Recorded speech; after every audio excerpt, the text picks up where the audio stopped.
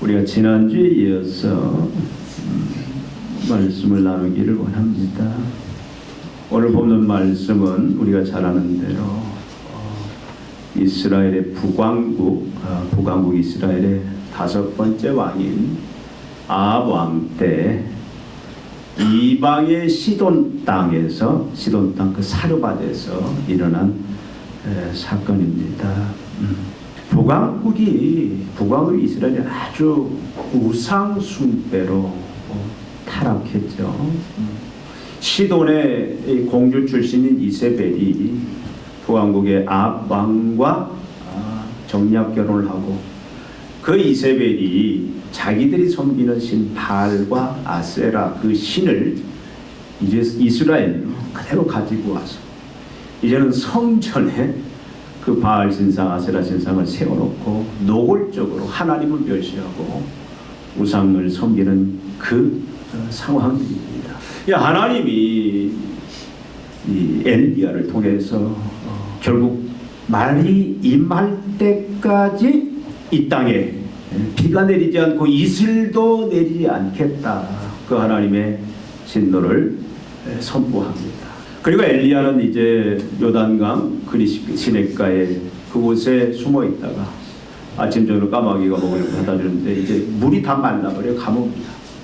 전 지역이 이스라엘 땅뿐만 아니라 그 근동의 모든 지역들이 이제는 극심한 가뭄과 기근에 빠져버립니다. 물이 말라버려요. 곡식을 재배할 수가 없습니다. 근데 하나님께서 우리가 지난주에 살펴본 대로 엘리야를 이 시돈 땅, 이방 땅이 있죠. 이세벨의 그 조국인 그 시돈 땅, 그 사르밧에 가서 그 과부에게 의탁하라 보냈어요. 우리 지난주에 살펴본 것처럼 하나님께서 이 사르밧 과부에게 은혜를 베푸셔서 그 사르밧 과부가 은혜 믿음을 가짐으로 말미암아 하나님의 사람으로 바뀝니다. 그래서 하나님이 필요로 하는 것, 하나님이 요구하시는 것을 다 내어놓아요. 마지막 양식. 이제 그 통에 양식 가루가 다 떨어졌습니다. 병에 기름도 다 떨어져요. 마지막 이제 한 끼 남은 그 상황에서 하나님이 요구할 때 엘리야에게 마지막 떡 한 조각 대접하라. 그 하나님의 요구이기 때문에 하나님의 필요이기 때문에 이 여인이 어떻게 합니까? 하나님의 약속을 믿죠. 네가 그렇게 순종하면 이제 너의 통에 가루가 떨어지지 아니하고 비가 올 때까지 또 병에 기름이 끊어지지 아니하리라.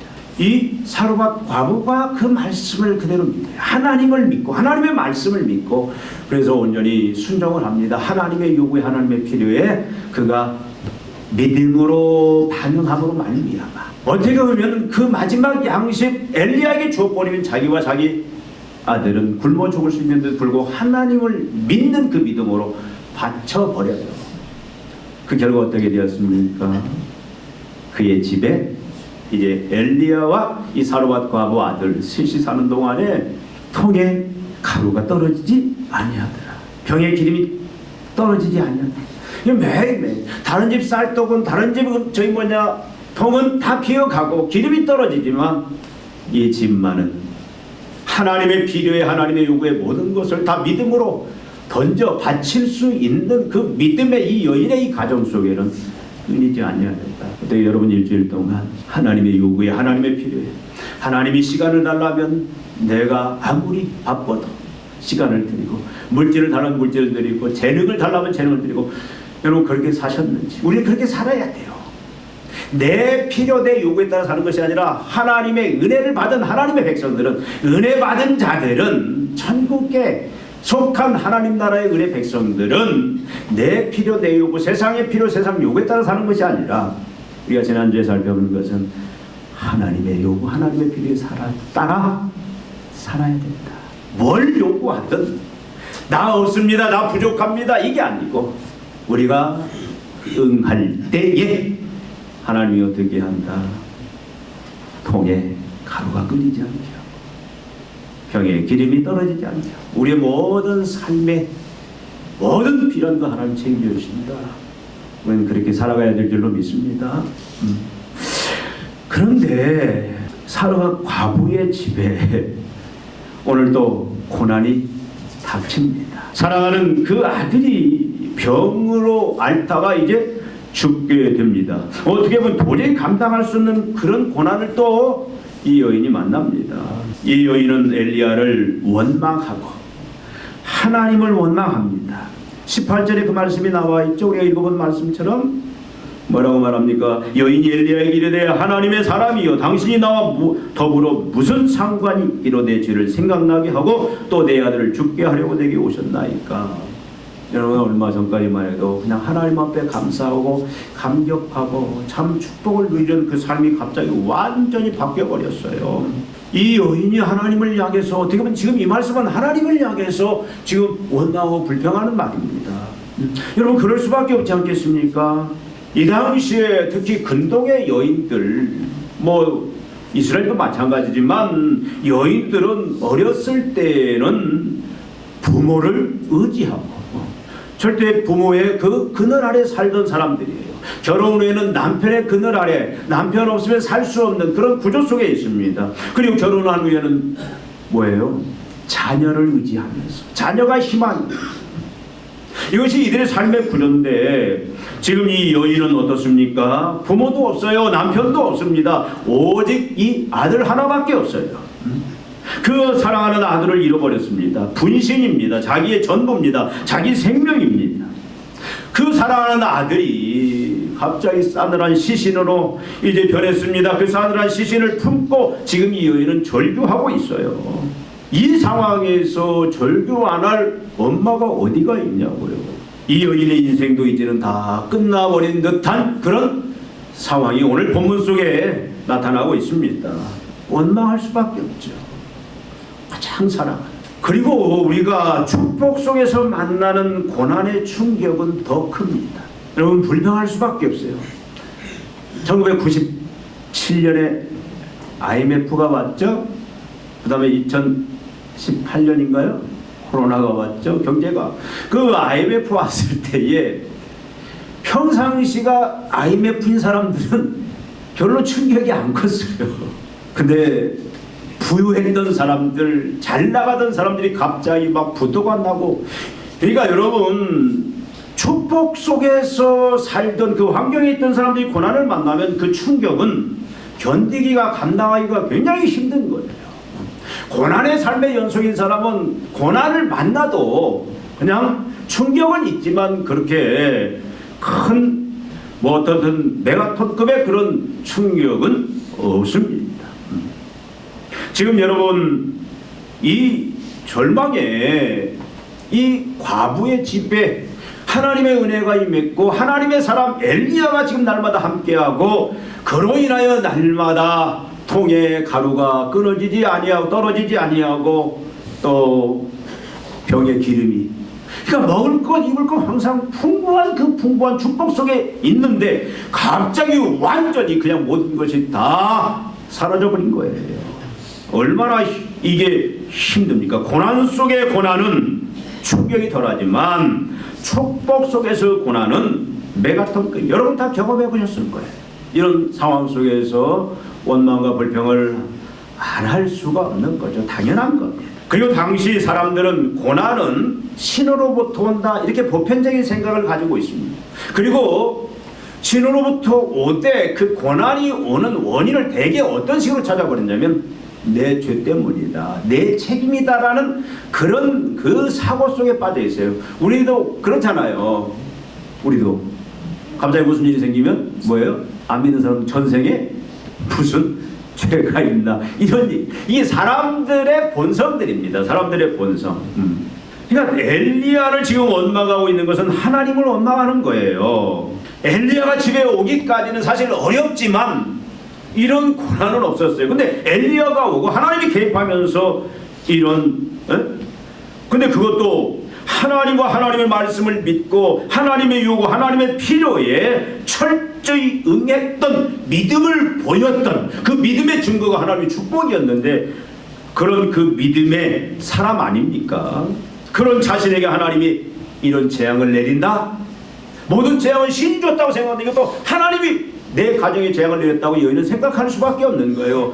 내가 뭘 잘못했어? 내가 그래도 이방인이지만 이런 믿음을 하나님 앞에 반응을 했는데 어떻게 이럴 수가 있을까? 이런 반응은 당연한 거죠. 전에 그 병원 사역할 때 보면은 갑자기 그 원치 않는 건강하던 사람이 병을 얻어서 이제 입원을 하면, 말짱하던 사람이, 건강하던 사람이 중병을 얻으면 그 충격이 굉장히 큰 것 같아요. 그분이 장로님이든 권사님이든 그거 상관없어요. 처음에는 그걸 받아들이지 못해가지고 하나님 앞에 막 불평하고, 처음에는 분명히 입원하면 우리 정보가 다 있으니까 그분의 교회 다니는 뭐 이런 거 대충 다 알아요. 근데 주일날 되면 교회를 안 나와. 신방을 가도 썰렁해. 그 기간은 어떤 게 하나님하고 막 싸우는 기간이야. 하나님하고 하나님 내가 뭘 잘못했길래 내가 하나님 주일 성수를 안 했습니까? 11조를 안 했습니까? 내가 봉사를 안 했습니까? 근데 왜 나에게, 그 충성한 나에게 하나님 이런 질병을 주십니까? 이런 고난을 주십니까? 그런 단계들이 다 있어요. 어떤 때는 목사님들에게도 있습니다. 근데 그러니까 지금 이 여인이 하나님을 향해서 그런 원망과 불평을 쏟아낼 수밖에 없죠. 고난을 만나면 그렇게 됩니다. 사람이 다 누구나. 더더구나 이 모든 책임이 자신에게 있다. 내가 뭐 지금 죄 문제, 나를 죄를 생각나게 해서 지금 이 표현은 뭐냐면은 여러 가지로 해석을 해볼 수 있는데, 여러분 예수 믿기 전에는 죄를 죄로 여기지 않습니다. 예수 믿기 전에 그냥 당연히 누구도 그러고 누구도 그러고 누구도 그러고 누구도 그러고, 그러니까 이건 당연한 일이다, 관행이다, 죄를 죄로 여기지 않는데, 예수를 믿고 나면, 하나님의 자녀가 되고 나면, 은혜 속에 들어가면 이제는 막 모든 것들이 막 예민해진 거예요. 말씀을 비춰볼 때 막 다 이제는 죄가 막 드러나거든요. 죄가. 근데 분명히 우리가 예수를 믿을 때는 하나님이 어떻게 합니까? 모든 죄를 다 이미 용서하시잖아요. 만일 우리가 우리 죄를 자백하면 저는 미쁘시고 의로사 우리 죄를 사하시며 모든 불의 수를 깨끗게 하시느니라 약속했잖아요. 예수님이 십자가상에서 모든 죄를 다 이미 다 용서하셨잖아요. 그것이 하나님의 약속이고 진리인데, 우리가 재난을 만나고 재앙을 만나고 고난을 만나면 우리 속에 자꾸 어떤 생각이 드냐면, 아직도 내 죄가 있는가? 하나님이 죄를 용서한다고 했는데 아직도 그 죄를 하나님이 머릿속에 기억해놨다가 지금 하나님이 속 좁게 지금 보복하고 있는 거 아닌가? 막 그런 생각도 들어요. 이 여인도 그런 생각이 분명히 있을 거예요. 그래서 막 불평합니다. 여러분들, 우리가 하나님 앞에 이제는 은혜를 받고 하나님이 요구하는 삶으로 그 가치관, 세계관, 인생관을 우리가 받고 이제는 발맞춰 출발하고 나아가는 그 인생이라 할지라도 고난이 올 수 있다 그 말이에요. 우리 고난 앞에 어떤 반응을 보여야 되느냐? 이 여인에게 왜 이런 고난이 주어졌는가? 이방 여인이었지만 하나님과 하나님의 말씀을 믿고 하나님의 필요와 요구에 순종하던 여인이 아닙니까? 적어도 물질 문제에 있어서만은 물질의 주인이 하나님이시다. 물질은 내 것이 아니다. 하나님이 은혜로 주신 하나님의 것이다. 적어도 물질과는 이 여인은 분명했던 거예요. 그래서 내가 누리고 있는 모든 물질들, 모든 것들은 하나님의 것이기 때문에 하나님이 어떤 방식으로 요구하든 자신 있게 드렸잖아요. 마지막 그 양식, 그 엘리야 줘버리면 자기들은 만약에 하나님의 약속이 이루어지지 않으면 굶어 죽는 상황인데도 불구하고 하나님 믿고 하나님의 약속을 믿으니까 물질은 하나님의 것이다. 하나님이 책임져 주신다. 그래서 하나님이 요구하면 그냥 요구대로 내 상황, 내 형편이 어떻든 바로 드려버리는 그런 믿음을 가진 여인이었단 말이에요. 우리가 지난주에 그걸 살펴봤습니다. 아니, 그런 믿음의 사람인데도 불구하고 왜 이런 고난이 더 하나님 부어주셔야 되는데, 그 물질의 그 복은 아직 끊어지지 않지만 다른 또 새로운 고난이 왜 찾아왔느냐고요. 왜? 이게 재앙인가 보복인가? 여기는 그렇게도 생각을 합니다. 그러나 우리가 이제 이 여인의 그 태도와 엘리야의 기도와 이 여인의 마지막 그 고백을 통해서, 아들이 다시 살아나고 그 마지막 고백을 통해서, 이것은 보복도 아니고 저주도 아니고 하나님이 어떤 곤탕을 먹이는 것도 아니고 세상 말로 재수가 없어서도 아니고, 이것은 분명히 하나님의 의도와 목적 속에서 일어나는 분명히 하나님의 주권 속에서 하나님이 어떤 목적을 가지고 일으키신 일이다라는 것을 우리 본문 속에서 알 수 있습니다. 여러분, 하나님의 자녀들 모든 인생 속에서 일어난 일들은, 그것이 물질의 문제든 건강의 문제든 모든 세상에서 일어나는 일들은 우연히 일어나는 일은 없습니다. 하나님께서 만왕영화이신 하나님이 어떤 목적, 하나님이 어떤 그 디자인, 어떤 설계 속에서, 계획 속에서 하나님이 일을 진행시켜 간다라는 사실이에요. 여러분, 하나님은 이 이방 여인에게 은혜의 믿음, 그 축복을 누린 이 여인에게 뭘 의도하셨느냐, 뭘 의도하시고 이런 재난을, 이런 고난을 허락하셨느냐라는 겁니다. 어떤 고난은 하나님이 직접 주시는 것도 있어요. 그러나 내가 잘못해서, 내가 죄를 지어서 오는, 그래서 그런 고난도 있습니다. 어떤 경우는 내가 전혀 잘못했는데 하나님이 그냥 허용해 버리시는 그런 고난도 있습니다.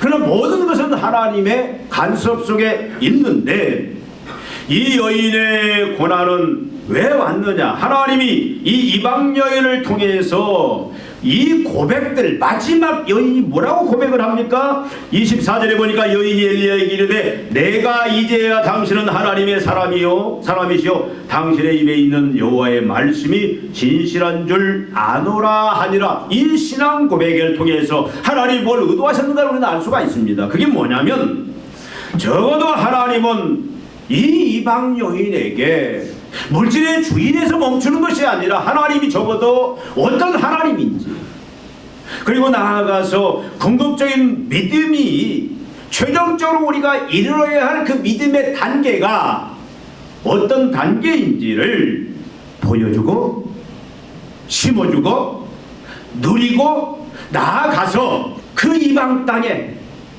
하나님이 아니라 바알이 진정한 신이다, 바알이 진정한 풍요의 신, 물질의 신, 그 아세라와 바알은 부관계예요. 아주 이방 종교들은 다 타락했는데 어떤 혈압을 통해서 비가 내리고 그 비로 인해서 풍년이 온다, 바알이 풍요의 신이고 바알이 참 신이다라고 지금 이 시돈 땅은 그렇게 믿고 있습니다.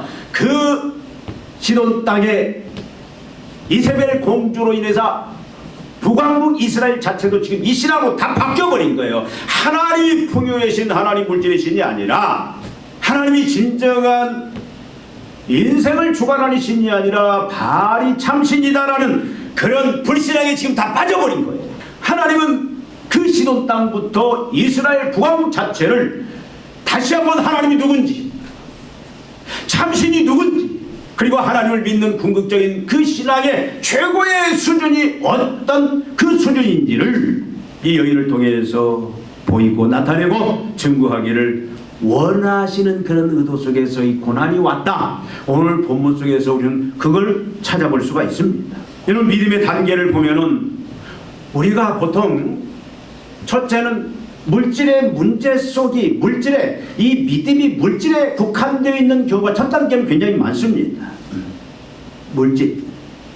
그래서 우리가 예수 믿는다는 것은 결국 뭡니까? 하나님의 자녀가 된다는 일은 주권의 전이에요. 왕이, 주인이 바뀌어지는 것이, 예수를 구원자로 믿을 뿐만 아니라 주인을 바꾸는, 주체자를 바꾸는, 내 삶의 주권을 바꾸는 그것이 예수 믿는 핵심입니다.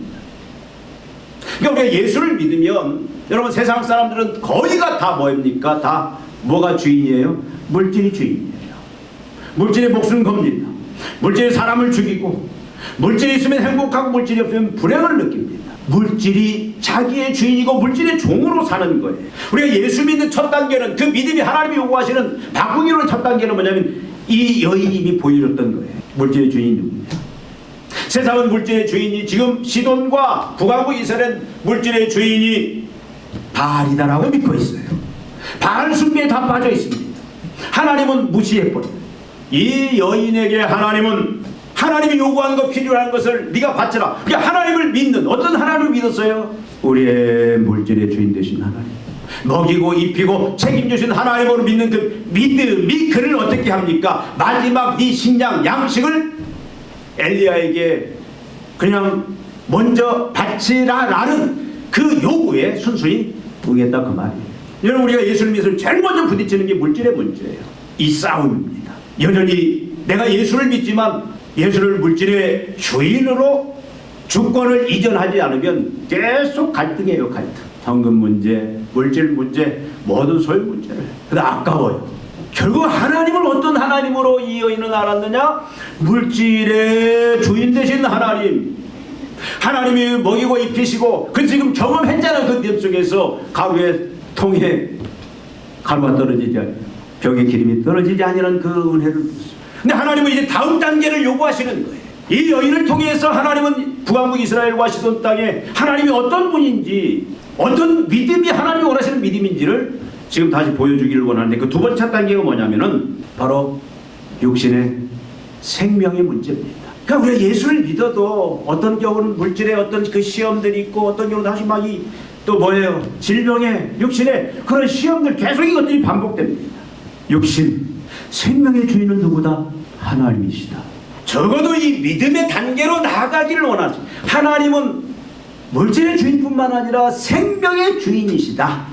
그것이 성경 우리에게 하나님 말씀을 우리에게 가르치고 있는 내용 아닙니까? 하나님이십니다. 그러면 어떻게 되는 거예요? 그 믿음 있는 자는 하나님을 향해서 하나님이 뭘 요구해요? 내 목숨을, 내 생명을 요구해도 그냥 과감히 던져버리는 거예요. 여러분, 다니엘의 세 친구가 결국 느부갓네살이 왕의 신상에 절하나 절하지 않는 자 나 풀무불에 던져버리겠다, 죽여버리겠다.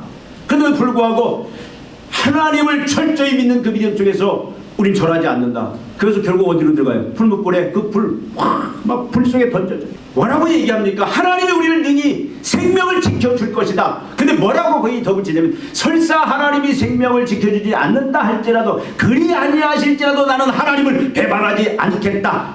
하나님은 내 생명의 주인으로 내가 부인하지 않겠다. 그 고백을 합니다. 여러분, 우리 신앙의 많은 선배들, 많은 순교자들이 있지 않았습니까? 그 순교자들이 그저 하나님을 위해서 자기 목숨을 던질 수 있었던 건 뭐예요? 하나님이 내 육신의 생명의 주인이다라는 사실이, 그 믿음이, 여러분, 우리가 항상 점검해야 될 믿음은 물질과 하나님의 관계뿐만 아니라 생명의 관계를 우리가 날마다 확인해 봐야 돼요. 내 생명의 주인이 누구냐? 내 생명을 하나님이 요구하신다면, 여러분, 우리 청직이잖아요. 주인이 하나님이잖아요. 주인이 달라면 줘야죠. 기쁨으로 드려야죠. 내 것 하나도 없습니다. 이걸 하나님은 지금 드러내기를 원하시는 거예요. 그래서 사랑하는 아들 생명을 장하게 데려갔어요. 이미 죽었어요. 그럼에도 불구하고 그 생명에 가장 사랑하는, 자기의 전부라 할 수 있는 아들의 생명, 누구 것이다? 하나님의 것이다. 그 하나님의 것임을 인정하는 자를 어떻게 합니까? 그래도 감사해요. 손양호 목사님이 사랑하는 두 아들 이랬잖아요. 두 아들이 결국 여순 반란 사건 때 정색, 그 공산주의 사상을 가진 친구 교우한테 예수 부인하지 않다 결국 두 아들 죽었잖아요. 미국 유학 갈 그 두 아들. 그런데도 불구하고 어떻게 합니까? 하나님 앞에 감사하잖아요. 이 믿음, 지금 이 믿음이 북왕국과 이스라엘에서는 찾아볼 수가 없어요. 하나님의 백성들에게 찾아볼 수가 없습니다. 이방 땅에도 찾아볼 수가 없어요. 그래서 여인에게 하나님은 이걸 다시 한번 그 단계에 올려주고 그걸 증명시키기를 원하십니다. 여러분, 그리고 그러니까 생명의 주인은 바알도 아니고 세상도 아니고 하나님이시다. 그리고 마지막 세 번째 단계는 뭐냐? 여러분, 참 여기 보면 재밌는 사건이 있어요. 아들이 이미 죽었어요. 근데 엘리야가 하나님 앞에, 하나님 어째 이런 재앙을 날리니까 그저 그 시신, 그 과부가 품고 있는 그 품에서 이 아이를 데리고 다락으로 올라가서 하나님 앞에 이제는 기도하는데, 하나님이 혼을 다시 돌려주십시오. 그러니까 혼이 다시 돌아왔다. 하나님 들어주시고. 이건 뭘 의미해요? 사람이 죽으면 끝나는 게 아니에요. 어디에 가 있어요? 사람은 육신은 싸늘한 시신을 남지만 혼이 어디로 가 있어요? 혼, 영혼이. 믿는 사람은 천국 하나님 품이고 믿지 않는 사람은 지옥으로 갔다. 여기서 지금 그걸 보여주는 거예요. 이 아들이 어디에 갔는지는 알 수 없어요. 천국에. 물론 이 여인의 그 신앙으로 봐서 우리가 천국에 갔다라고 볼 수 있는데, 그 혼이 다시 어떻게 왔어요? 돌아와. 그걸 우리 기적. 구약에 지금까지 있는 사건이 없었어요. 이게 최초 사건입니다. 신약에는 세 번 예수님이 살려주는 사건. 이건 뭘 의미하냐면은 결국은 육신의 문제뿐만 아니라 우리 생명을 주관하는 뿐만 아니라 하나님은 우리의 영혼. 죽으면 끝이 아닙니다. 죽으면 여러분 우리가 잘 아는 것처럼 히브리서 9장 20절 전에 사람에게 한 번 죽는 것은 정해지고 그 이후에는 뭐가 있다? 심판이 있으리라. 예수님이 말씀합니다. 어떤 사람, 어떤 분을 더 두려워하라? 육신을 죽이는 자가 아니라 영혼까지 죽이는 자를 두려워하라라고 말씀을 합니다. 이 중요한 진리. 여인이 어떤 신앙으로까지 가냐면 하나님은 우리 생명뿐만 아니라 죽음 이후에 영원한 생명, 이걸 주관하시는 하나님이고 그걸 좌우하시는 하나님. 그래서 결국은 우리에게 영생을 주시는 구원의 하나님이신 것을 믿는, 그래서 여러분 그 단계에 이르기를 하나님은 원하시고 그걸 선포하기를 원하시는 거예요. 시돈 땅뿐만 아니라 온 이스라엘을 향하여. 지금 그 믿음이 없다 그 말이에요. 하나님께서는 이를 통해서 바알이 우리에게 구원 영생을 주는 것이 아니라 죽음 이후에 우리 영혼의 문제를 관리하는 게 아니라 우리를 영원한 구원과 영생에 이르게 하는 분은 누구다? 하나님밖에 없다라는 사실을, 이 혼을 다시 돌아오게 하고 다시 살려줌으로 인해서, 그리고 마지막 그 고백이 여인이 엘리야에게 이르되 내가 이제 당신은 하나님의 아들 하나님의 사람이시오 당신의 입에 있는 여호와의 말씀이 진실한 줄을 아노라. 이 고백들은 결국 보자면 무슨 말씀이냐면 다 포함하고 있는 거예요.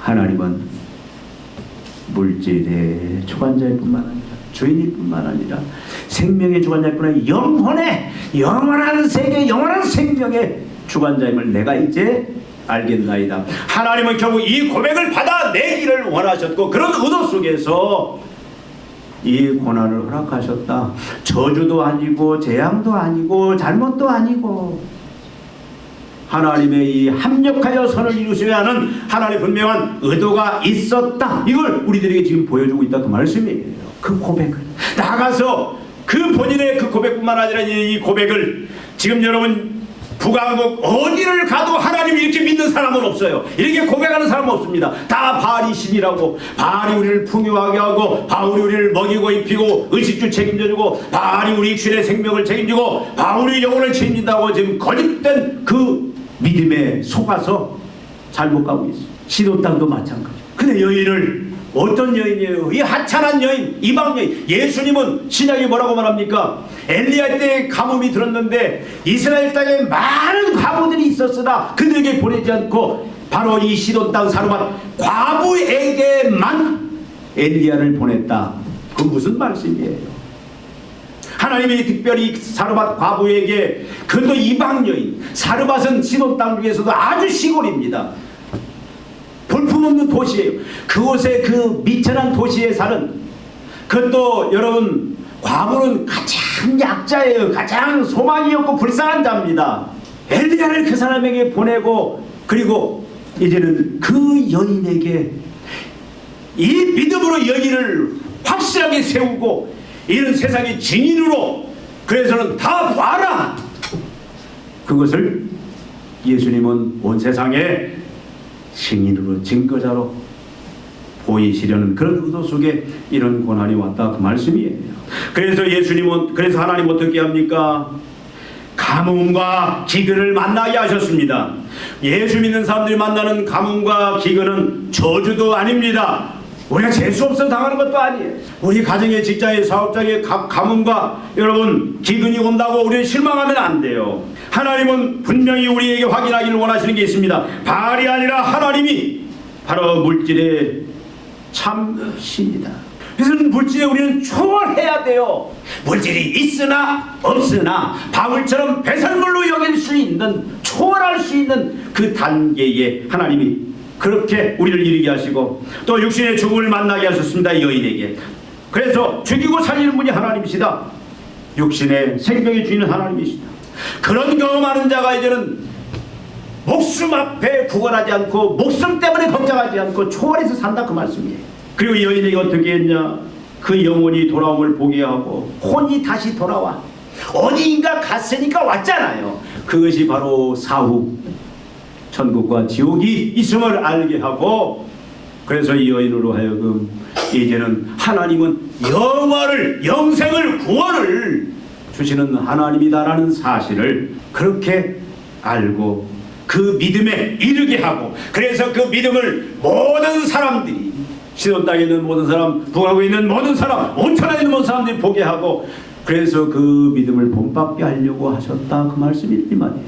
하나님의 은혜는 하나님을 알고 물질 단계, 육신의 생명 단계, 영혼의 단계, 그래서 그 궁극적인 믿음, 그 복음으로 인한 영생 구원에 들어가게 합니다. 이 은혜는 구원의, 복음의 구원에 감격하고 물질과 육신의 생명을 초월하게 만들어요. 있으나 없으나 종이 되지 않습니다. 자유함이 있어요.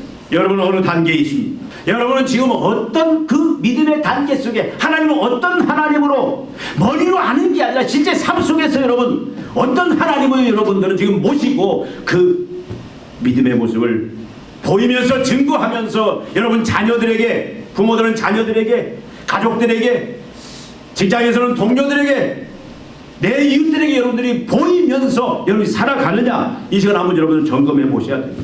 고난을 만날 때에 여러분 죄 때문이라고, 내 책임 때문이라고 단정하지 마십시오.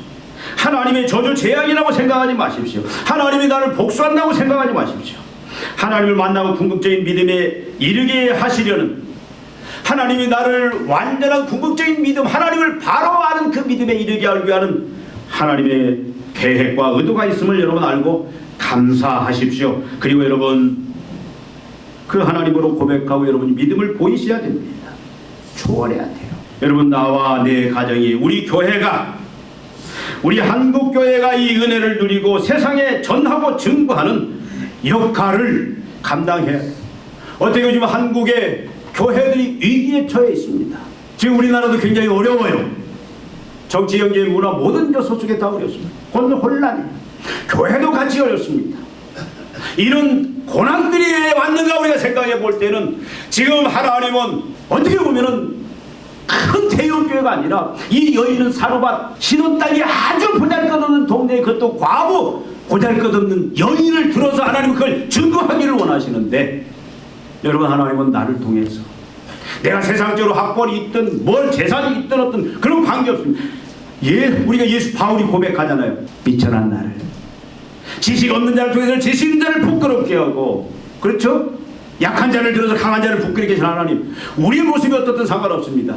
여러분이 주인공이 되셔야 돼요. 여러분, 우리가 고난을 만날 때 하나님의 저주 재수없어서 아닙니다. 하나님이 그 모든 고난은 나를 들어서 나에게 하나님이 누군지, 그리고 이 최종적인 육신, 건강, 물질, 나가서 영혼, 그 모든 것 초월하고 하나님이 요구하시는 대로 뭘 드리자고 드릴 수 있는, 충성할 수 있는, 그래서 우리의 통에 가루가 떨어지지 아니하고 있다는 사람 동안에 우리의 병에 기름이 떨어지냐고 강건하게 죄를 감당하는 그런 영광으로 우리를 인도하시다가 마지막 우리가 이제는 우리의 사명 다하고 주님 앞에 갈 때 우리를 영광스럽게 천국에서 가장 큰 자로 우리를 세우시기 위한, 그렇게 받으시기 위한 하나님의 의도다. 여러분, 기드온도 큰 자는 아니었습니다. 바알제사장의 아들이었어요. 므낫세 작은 지파의 아들이었어요. 입다도 기상의 아들이었습니다. 마리아도 나사렛 시골 동네 아주 그런 보잘것없는 10대 소녀였어요. 네, 하나님은 그들에게 어떻게 임하셔서 은혜를 주셔서 어떻게 하셨습니까? 그 믿음을 주시고 하나님 누군지를 알게 하시고 증거하게 하시고, 그래 영광 받고 그들의 삶이 가장 영광스러운 삶, 부유한 삶, 권세와 능력의 삶, 그렇게 살게 하셨다. 그래서 우리도 여러분, 내 모습이, 우리 전체가 이 믿음으로 이제는 어떤 고난 속에, 어떤 재난 속에서도, 어떤 어려움 속에서도 하나님의 의도와 목적을 알고 여러분 감사하고 잘 이겨내고 통과하고 이 궁극적인 믿음 다 이루는 그런 축복을 우리와 우리 교회, 우리 가정들이 다 누리십시다. 기도하시겠습니다. 하나님 아버지, 오늘 말씀을 통해서 우리 삶 속에 일어나는 모든 고난들, 역경들의 그 의미가 무엇인지 살펴봅니다. 내 잘못도 아니요, 참으로 하나님의 어떤 저주 때문도 아니요, 하나님이 우리를 더 하나님을 바로 알고 최고 궁극적인 믿음 속에 이 땅에 사는 동안에 춤으로 물질, 육신, 그 모든 건강들, 생명들, 나가서 영원히 그 모든 것들 초월하여 자유와 만족과 권세와 능력 속에서 마음껏 주님 요구에 충성하게 함으로 말미암아 주님이 우리를 쓰시는 그 모든 그 사역 속에 통에 가루가 떨어지지 않아요, 병에 기름이 떨어지지 아니하는 그 축복 속에서 우리를 영광스럽게 사용하시려는 그 의도임을 다시 한번 붙잡게 하시고, 감사하면서 주님 믿음으로 은혜로 이겨내고 승리하는 저희들 다 되게 하여 주시옵소서. 세상에 보여주고 증거하는 저희 가정 교회 되게 하여 주시옵소서. 예수님의 이름으로 기도하옵나이다. 아멘.